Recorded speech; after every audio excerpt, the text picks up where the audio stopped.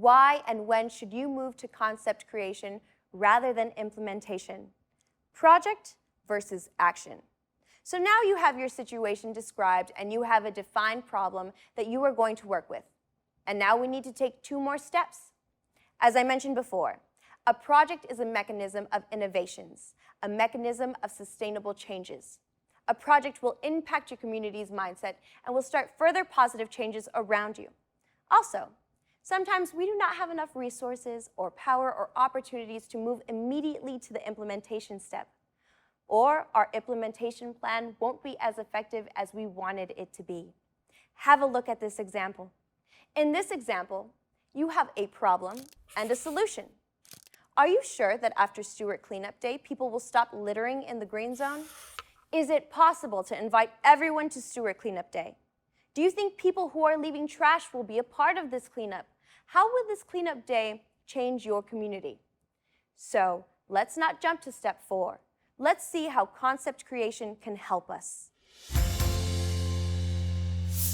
A concept is an ideal framework where the problem is being solved.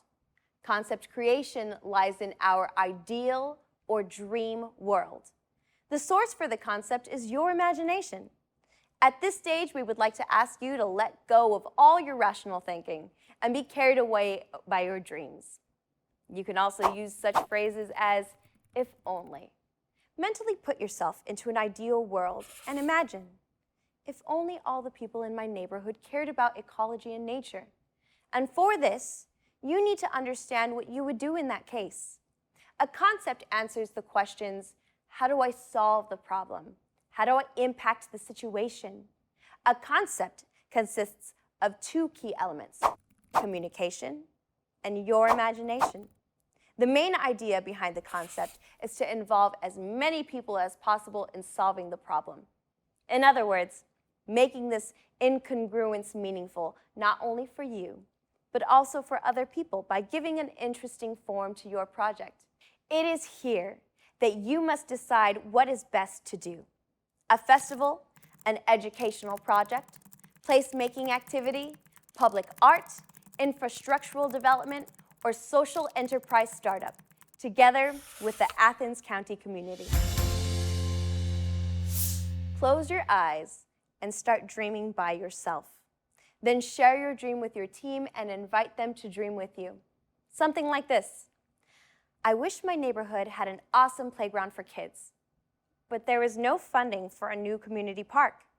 What if I organize an event for children and their parents in an empty space with activities to engage the children and their parents, and I invite local officials, community development professionals, a local foundation, etc. The concept of what a park for children in this area could look like has been communicated. Or maybe we need to organize some party for kids so that the problem becomes more evident. And I would invite local entrepreneurs that could help with funding and the tools, and the local authorities who could assist with documentation. So, the organization of a kids' party to attract community's attention to the problem and raise funds for building the playground is your concept, the first step to a solution to the problem. At the early stage of formulating the concept, you will have a lot of woulds and coulds because you are building a new reality. It is also crucial to communicate within your team and other people as much as possible because communication is the main process in creating a concept. It is with the help of the concept development that fills your project with meaning for the other participants. Your desire takes shape, and the project becomes more and more interesting. So you've developed a concept for your project. Now you have an understanding of the situation in the local community. You know what problem you are dealing with, and you've even developed a concept. There is one more very important element, though. Setting goals. Your previous goals may change at this stage. Be sure to acknowledge the feedback from your surveys or focus groups. Why are you doing this now? Because the goal should be based on your concept and give you a general direction for your intentions. However, here you need to keep in mind that the goal of the project will help you find partners, determine motivation of your team, and help you set the desired outcome. Also, there are two ways of setting up the goal. 1. Goal as the magnitude and direction of movement. Non-measurable. 2. SMART goal and objectives. Measurable. Let's have a look at the non-measurable goal.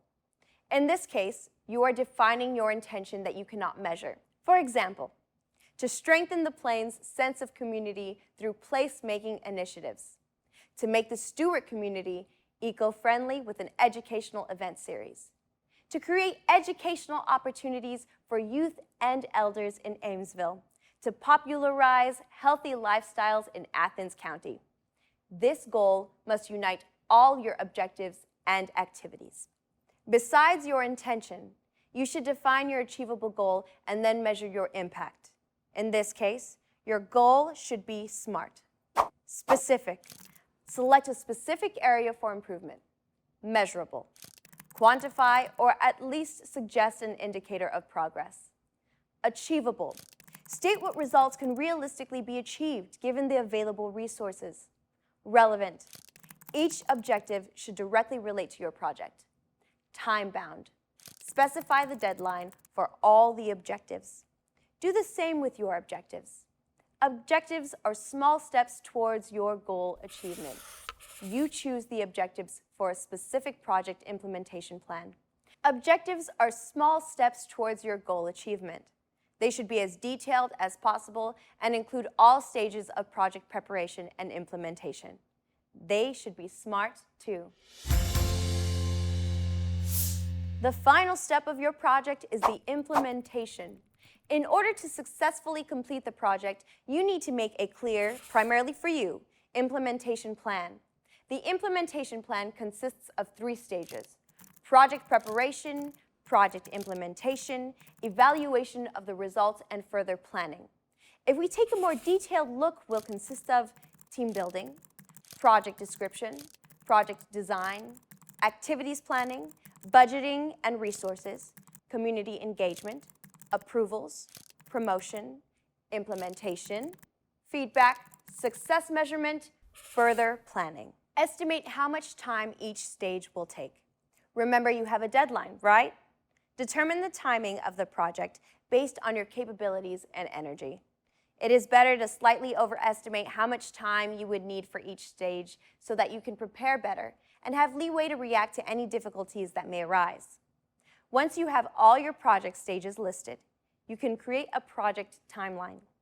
There are many variations possible when it comes to timelines.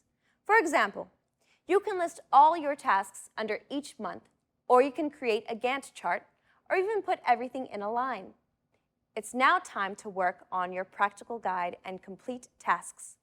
We hope your project design is a success. Next, we have community engagement lesson.